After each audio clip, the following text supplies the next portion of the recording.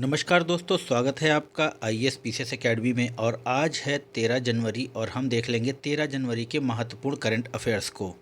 और इससे पहले कि हम स्टार्ट करें, यदि आप चैनल पर नए हैं तो चैनल को ज़रूर सब्सक्राइब कीजिए। यहाँ पे पहला क्वेश्चन कह रहा है कि निम्नलिखित में से किस राज्य में वाइट टम्फ्टेड रॉयल बटरफ्लाई की खोज की गई। तो यहाँ पर ऑप्शन है ए केरल, बी मध्य प्रदेश, सी महाराष्ट्र और डी इनमें से कोई नहीं। तो यह है वाइट टम्फ्टेड रॉयल बटरफ्लाई और यह खोजी गई है कहाँ पे? तो यह खोजी गई है केरल में। मित्रों, इस प्रकार के क्वेश्चन को आप ज़रूर ध्यान दीजिए। आपको मैं सेकंड क्वेश्चन दिखाता हूँ। यह क्वेश्चन यूपीएससी 2016 में आया हुआ है और क्या कह रहा है कि हाल ही में हमारे देश में पहली बार निम्नलिखित में से किस राज्य ने किसी विशेष तितली को राज्य तितली घोषित किया है। ऑप्शन ए है अरुणाचल प्रदेश, ऑप्शन बी है हिमाचल प्रदेश, ऑप्शन सी है कर्नाटक और ऑप्शन डी है महाराष्ट्र। तो जो मित्रों इसका सही आंसर है वो है महाराष्ट्र।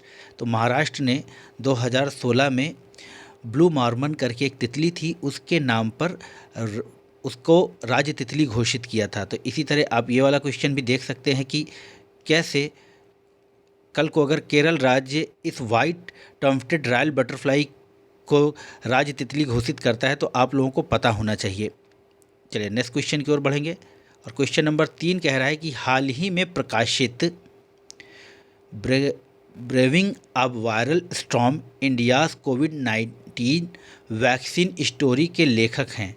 तो इसके लेखक हैं, हम ऑप्शन देख लेंगे यहाँ पे। सलमान रश्दी, रस्किन बॉन्ड, आशीष चंदोरकर और सूरज सुधीर और डी है शशि थरूर।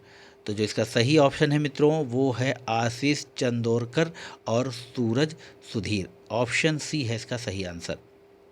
चलिए नेक्स्ट क्वेश्चन की ओर बढ़ेंगे और यहाँ पे कह रहा है मित्रों कि 4 नंबर में कि निम्नलिखित में से किस राज्य में अय्यनूर अम्मानूर उत्सव मनाया जाता है। तो ऑप्शन है ए तमिलनाडु, बी में केरल, सी में मिजोरम, डी में आसाम। तो इसका जो सही आंसर है वो है ऑप्शन ए तमिलनाडु की नीलगिरी पहाड़ियों में ये मनाया जाता है। आप ध्यान दीजिएगा इसको। और मित्रों निरंतर अभ्यास करते रहिए क्योंकि निरंतर अभ्यास ही सफलता की कुंजी है। चलिए 5 नंबर कुछ क्वेश्चन देखेंगे।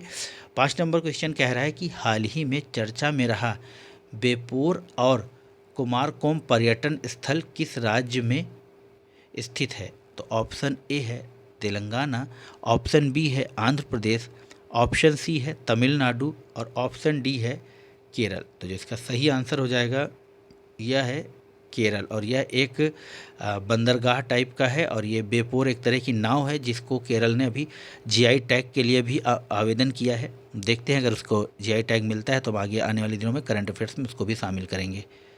चलिए देख लेंगे 6 नंबर क्वेश्चन। निम्नलिखित में से किस संस्थान के द्वारा ग्लोबल इकोनॉमिक प्रॉस्पेक्ट्स रिपोर्ट प्रकाशित की जाती है।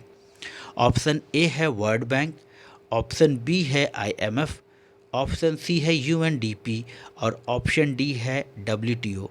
तो जो इसका सही आंसर है वो है वर्ल्ड बैंक। चलिए नेक्स्ट क्वेश्चन की ओर बढ़ेंगे।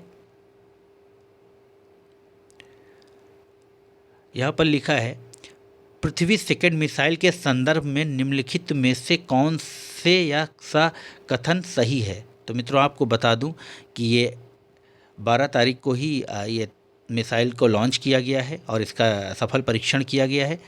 तो इसीलिए यह न्यूज़ में है और ये डीआरडीओ के द्वारा विकसित की गई है, डीआरडीओ के द्वारा। और जो इसके बारे में कथन है वो देख लेंगे। तो यह सतह पर मार करने वाली मिसाइल है। यह लगभग 200 से 250 किलोमीटर दूरी तक 1 टन परमाणु आयुध पहुंचाने में सक्षम है। यह केवल तरल प्रणोदय द्वारा संचालित होती है। तो यहाँ पर ऑप्शन है option 1, option B, option C और ऑप्शन डी में 1 2 3। तो जो इसका सही आंसर होगा मित्रों वो होगा ऑप्शन डी 1 2 3। और इस तरह का क्वेश्चन शामिल करने के पीछे मेरा मकसद ये था कि आपको इसके बाद का मैं क्वेश्चन दिखाता हूँ कि कैसे आगे आपकी पिछली परीक्षाओं में इस तरह का क्वेश्चन पूछा जा चुका है। तो देखिए यूपीएससी 2014 की परीक्षा में ये इसी तरह का मिलता जुलता क्वेश्चन पूछा गया है कि अग्नि 4 मिसाइल के संदर्भ में निम्नलिखित कथनों में से कौन सा कथन सही है। तो लिखा है कि यह सतह से सतह पर मार करने वाली मिसाइल है, यह केवल त्वरण प्रणोदक द्वारा संचालित होती है, या लगभग 7500 किलोमीटर दूरी तक 1 टन परमाणु आयुध पहुंचाने में सक्षम है। तो जो इसके देख लेंगे आंसर क्या है। कुछ ऑप्शन है केवल 1, ऑप्शन बी है केवल 2 और 3, ऑप्शन सी है 1 और 2 और ऑप्शन डी है 1 और 2 3। तो जो इसका सही आंसर हो जाएगा वो केवल इसमें 1 है, और उसमें तीनों सही थे और इसमें केवल 1 सही है। तो मित्रों नेक्स्ट क्वेश्चन की ओर बढ़ेंगे। हाल ही में चर्चा में रहे भारतीय स्कीमर किस पक्षी उद्यान में देखे गए। तो ऑप्शन ए है Coringa wild life sanctuary, Kaziranga wild life sanctuary, Nawabganj wild life sanctuary, और इनमें से कोई नहीं। तो ये है इंडियन स्कीमर्स, ये एक प्रकार का पक्षी है और ये कहाँ पर देखे गए हैं। तो ये देखे गए हैं कोरिंगा वाइल्ड लाइफ सेंचुरी में, और ये है आंध्र प्रदेश में।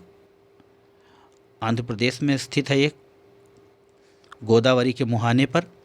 चलिए नेक्स्ट क्वेश्चन की ओर बढ़ेंगे, और ये आखिरी क्वेश्चन है। और यहाँ पर 12 तारीख को स्वामी विवेकानंद जी की जयंती को मनाया गया है। तो उसी के संबंध में कुछ कथन दिए हुए हैं कि स्वामी विवेकानंद के संदर्भ में निम्नलिखित कथनों पर विचार कीजिए। उनकी जयंती 12 जनवरी को मनाई जाती है और भारत में राष्ट्रीय युवा दिवस के रूप में मनाया जाता है। ठीक है। उन्होंने मूल्य आधारित शिक्षा, संस्कृति, स्वास्थ्य और महिला सशक्तिकरण को बढ़ावा देने के लिए रामकृष्ण परमहंस संगठन की स्थापना की।